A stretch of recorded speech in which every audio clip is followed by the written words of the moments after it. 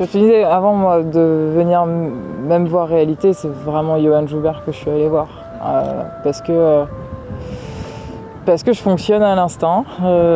C'est pas très orthodoxe comme réponse, mais je fonctionne à l'instinct. J'ai besoin d'avoir autour de moi, j'ai besoin d'avoir des gens qui me boostent et qui me motivent, qui m'impressionnent un peu aussi, qui me tiennent un peu la dragée haute et du coup qui m'élèvent énormément, parce que j'ai besoin de ça. J'ai besoin j'ai besoin d'apprendre énormément, j'ai besoin d'avoir des gens qui m'élèvent. Et du coup, je sais pas, on m'a parlé de Johan lors d'un dîner.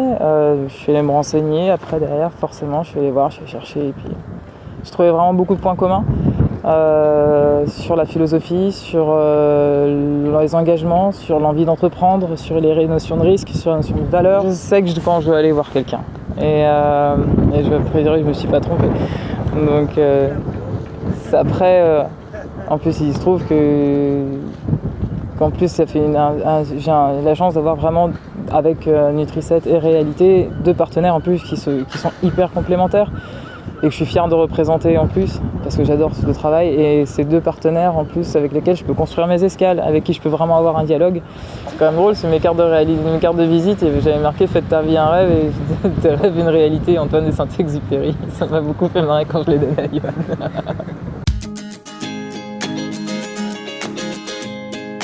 Pourquoi c'est important? Mais parce que sinon on va dans le mur. Il n'est pas obligé de regarder bien loin pour comprendre que là, le monde, si on ne le change pas, on va sur quelques scénarios qui ne sont pas forcément très agréables, en tout cas pour l'espèce humaine. Il y a des très beaux projets qui s'engagent sur les conséquences du réchauffement climatique, qui s'engagent sur les conséquences de choses que nous, humains, faisons. Moi, je veux m'engager sur les causes et plutôt travailler sur la cause que sur la conséquence. J'étais comportementaliste équin, j'ai eu des chevaux à problème pendant très longtemps jusqu'au moment où j'ai compris que c'était la conséquence, quoi. On a travaillé sur l'humain. Et nous, on est tous humains, donc si des entreprises ont justement peuvent soit par leur action au sein de l'entreprise faire évoluer le monde, soit aider d'autres personnes. Parce qu'il y a forcément un problème financier qui se pose. Moi, je suis héritière, je suis parentière, donc forcément, il faut que je trouve de l'argent pour partir.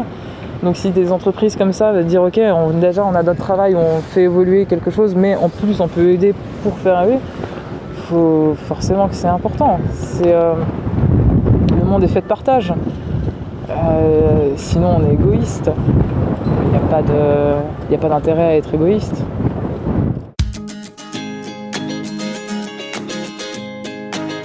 On va parler du projet. Là, on commence par le Groenland. On va partir, on part ce soir.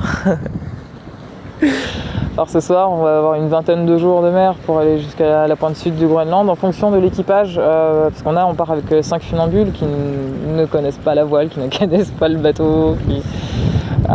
Donc en fonction d'eux, on va voir si on s'arrête en Irlande ou pas, puis en fonction de la météo aussi beaucoup. Si on a trop de vent ou si on n'a pas de vent, ça sert à rien de rester, donc autant s'abriter, recharger un peu les batteries et aller dans le sud.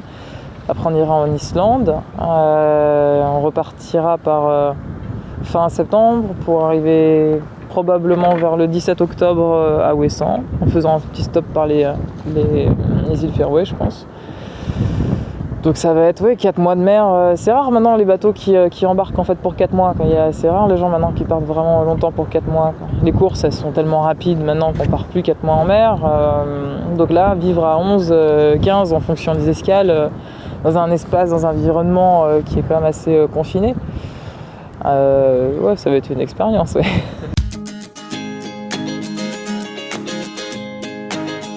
Réseaux sociaux, beaucoup de réseaux sociaux. Alors beaucoup et en même temps pas trop. Je suis pas pour la surmédiatisation ou donner de l'image en permanence.